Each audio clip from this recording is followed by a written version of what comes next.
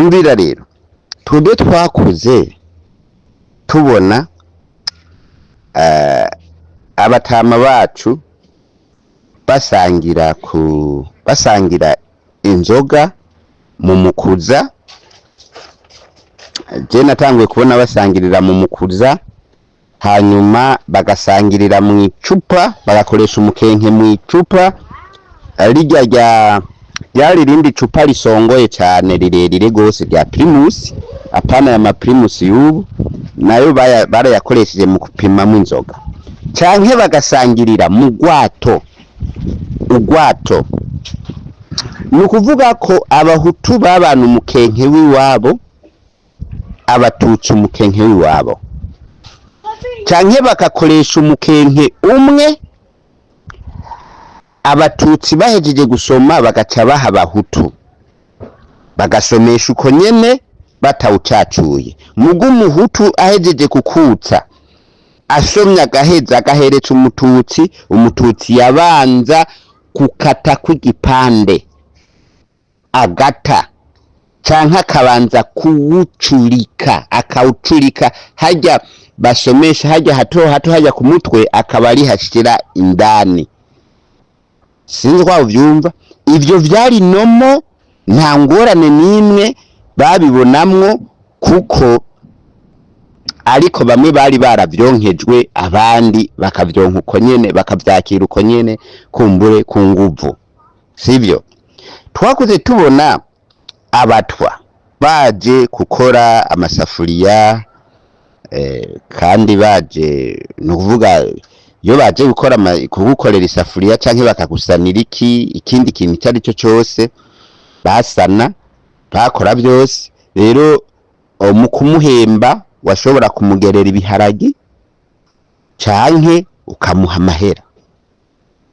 Iyo basanze muri ko murafungura, mwabahera ku isahani yiwabo, isahani yiwabo. Carazira kuko umutwa guha ikintu ngurye. Ku muhutu naho carazira ko umuhutu yose muri kintu ngo acahereza umututsi nawageko, ntivyakunda. Nimba ari umwumbati muhekenya akabashonje, yategerezwa kuba ari ahantu hari imbugita, usemuye akacabanza gutema hajya ahantu hageze umunwa wiwawe, hanyuma ukaca nawe akabona gusemura. Ahejeje gusemura carazira ko nawe utema ngo hakureko. Ibisi umugani nibyo twabonye n'amaso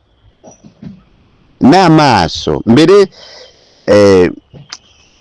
Igihe byahera nko ku mutumba jewe nakuriyeko, byaheze nkuze, uwundi mugabo hari kuri Bagaza, uwundi mugabo w'umuhutu yarabujije abatutsi ati umuntu wese azoba yumva yuko agomba gusangira na jewe, azomenye yuko adashobora kucacura umukenke nsomesheje. Ukaba wumva kuza kucacura, nywa gwawe nanje nywe gwanje. Uwo mugabo niko yababwiye, yitwa Congera. Arababwira, hanyuma baranka, baratwenga, baragirane, aguma bihanikiriza inshuro zitatu. Basi umunsi rero uri izina, naje ico gihe nari nagiye kuri ico kirabo, natwawe n'abantu bakuze, bagize bati ngo tujane shahu, nawe warakuze. Hanyuma uyu mugabo arasorora, ba bantu baraza, bagize zana dusome, arabaha. Emwe yarawucacuye uwo mututsi. Wa mugabo aritaza, amukubita amakofe abiri, agira ko wa mugabo agira ko yisobako. Hari kuri Bagaza, agira ko yisobako, aratetera n'amenyo, aragenda mpaka baca baraterura wa muntu bamutwara kwa muganga. Ivyakurikiye rero, uwo muntu baramukubise, mugabo arateba arataha, kandi vyaciye bicika, ntivyasubiriye. Musitanteri yaciye abibuza yuko umututsi azogomba kucacura umukenke, yuko azohora yinywana wenyene agura inzoga yiwe, canke areke kuja mu manza z'abo bahutu. Agomba gucacura umukenke azaranyuzi wiwe kugira ngo ibara ritazogwa. Uko niko vyagenze rero. Nk'uyo wari umuco abantu bose baza barakura bisangamwo.